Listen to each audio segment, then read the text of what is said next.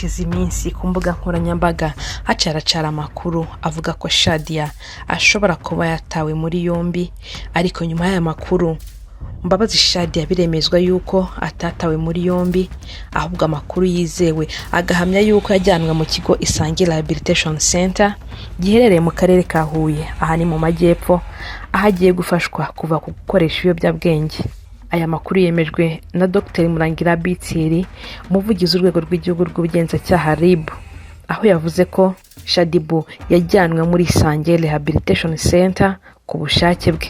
Yavuze ati ntabwo Mbabazi Shadia yafunze, ahubwo dushingiye ku bisubizo byo muri RFI byafashwe igiperereza ryakorwaga ku bushake bwa Shadibu, ubugenzacyaha bwamwohereje muri rehab ngo afashwe kuva ku gukoresha ibiyobyabwenge no gufashwa mu by'imitekerereze, ndetse no kugira ngo hatahurwe ikibazo muzi kimutera gukoresha ibiyobyabwenge.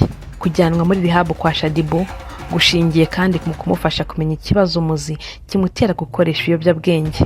Shadibu yajyanwe muri rehab tariki ya 6 kwezi, nyuma y'iminsi havuzwa amakuru ko yasambanijwe ku gahato n'umuhanzi Yugi Mukaraza, bari babanje kumusindisha yarangiza akamusambanya.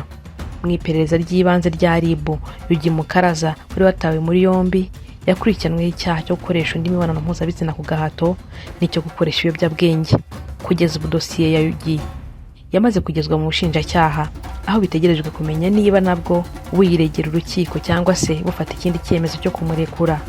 Shadibu ni umwe mu bagore bagize izina rikomeye mu myidagaduro y'u Rwanda, by'umwihariko agakundirwa ikimero cye mu gihe yaba yasangije amukurikira amashusho cyangwa se amafoto ye mu bihe bitandukanye. Shadibu yagiye agaragaza ko yagiye ahura n'ibibazo bitandukanye, aherutse no kuvuga ko yiyambuye izina yarasanzwe afite.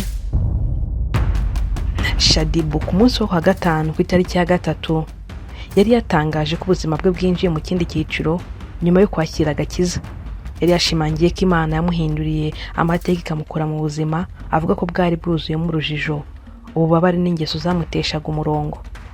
Uyu munyamideli wamamaye imyaka myinshi kubera yigaragaza ku mbuga nkoranyambaga yanyujije ubutumwa burebure kuri konti ya Instagram agaragaza ko yafashe icyemezo cyo gutangira ubuzima bushya, ndetse avuga ko ashaka gusangiza abantu urugendo rwe kugira ngo rubabere isomo. Atangira ubutumwa bw'icyo gihe, Shadibu yavuze ko hari abantu benshi bamuzi nk'umugore bagiye babona mu mashusho ye ya mbere, ariko uwo muntu atakiri we. Yaravuze ati uyu munsi ndashaka gusangiza abantu ikintu cy'ingenzi cyane ku buzima bwanjye. Hari benshi mwibuka umugore mwabonaga mu mashusho ya kera, nanjye ndamwibuka, ariko ndashaka kubabwira ko uwo mugore atari njye w'uyu munsi. Yavuze ko kugira ngo abantu bumve neza impinduka yabayeho, azongera gusangiza bamwe mu mashusho ya kera, atari uko yakumbuye cyangwa yifuza gusubira muri ubwo buzima, ahubwo ari ukugira ngo agaragaze ko umuntu ashobora guhinduka. Yaravuze ati nzongera gusangiza abantu amwe mu mashusho yanjye ya kera, si uko nkumbuye ubuzima nabagamo, ahubwo ni ukubera ko impinduka ari ibintu bishoboka. Ndifuza ko abantu babona ko umuntu ashobora kuva kure akagera ahandi. Yavuze ko igihe kinini yamaze yumva yarazimiye, adakora ibintu bihuye n'umuntu nyakuri yari akwiye kuba we. Yavuze ko yabanaga n'ububabare, urujijo, ndetse agashakira amahoro ahantu atashobora kuyabona, kuko ubwe yari yivugiye ati mu gihe kirekire numvaga narazimiye, sinari ndi kubaho nk'uko nagombaga kubaho ndi. Nari mfite ububabare, urujijo, kandi nkiri gushakira amahoro ahantu hatashoboraga kuyampa. Shadibu yakomeje agaragaza ko impinduka yagezeho atazikesha imbaraga ze bwite, ahubwo ko ari ubuntu bw'Imana bwamuhinduriye ubuzima. Ati nemera ntashidikanya ko Imana yahinduye ubuzima bwanjye. Ubuntu bwayo bwampaye imbaraga zo kuba umugore nari nararemewe kuba we. Niba yarabashije guhindura njye, ndizera ko urugendo rwanjye rushobora kuba ikimenyetso cy'impinduka zishoboka kuri buri wese. Yemeje ko agaragaza ko nta muntu ukwiye kwiheba, kuko n'uwumva yaracitse intege cyangwa yarazimiye ashobora kongera kubona icyizere. Ati ntacyo umuntu yaba yaranyuzemo cyatuma atagira ibyiringiro. N'uwumva yarakomeretse umutima, yarazimiye cyangwa yihebye, ahora afite amahirwe yo gutangira ubuzima bushya. Mu butumwa bwa Shadibu yanavuze ku ngaruka z'inzoga n'ibiyobyabwenge, agaragaza ko nawe yabinyuzemo kandi ko bitigeze mufasha gukira ibikomere yari afite mu mutima. kuko yaravuze ati nzi neza uko bimeze kubura uwo uri we, nzi ikiyobyabwenge, inzoga n'ingeso mbi bishobora gukora ku buzima bw'umuntu. Mu buzima bwanjye inzoga nta gikomere na kimwe zakijije, ahubwo zarushijeho kuntandukanya n'umugore nari nararemewe kuba we. Mbabazi Shadia yakomeje asaba abantu bose bakoresha inzoga cyangwa ibindi biyobyabwenge nk'uburyo bwo guhunga ibibazo kubireka, bakamenya ko bakwiriye kubaho ubuzima bwiza kurusha kubaho bahunga ukuri. Ati niba gukoresha inzoga cyangwa ibiyobyabwenge kugira ngo uhunge ububabare bwawe, ndashaka kukubwira ko ukwiriye ibirenze kubaho gusa. Ukwiriye gukira, nta wundi uzagufatira icyo cyemezo, kandi hari igihe kigera ugafata umwanzuro k'ejo hawe hakwiriye kurwanira ibyo ukeneye. Yanageneye kandi ubutumwa ababyeyi, abasaba kurinda abana babo no kubarera mu rukundo, kuko amahitamo abakuru bakora ari agena ahazaza h'abana. Ati ku babyeyi bose basoma ubu butumwa, ndabasaba kurinda abana banyu, mubakunde, mubayobore kandi mubatoreze ahantu hatekanye ho gukurira.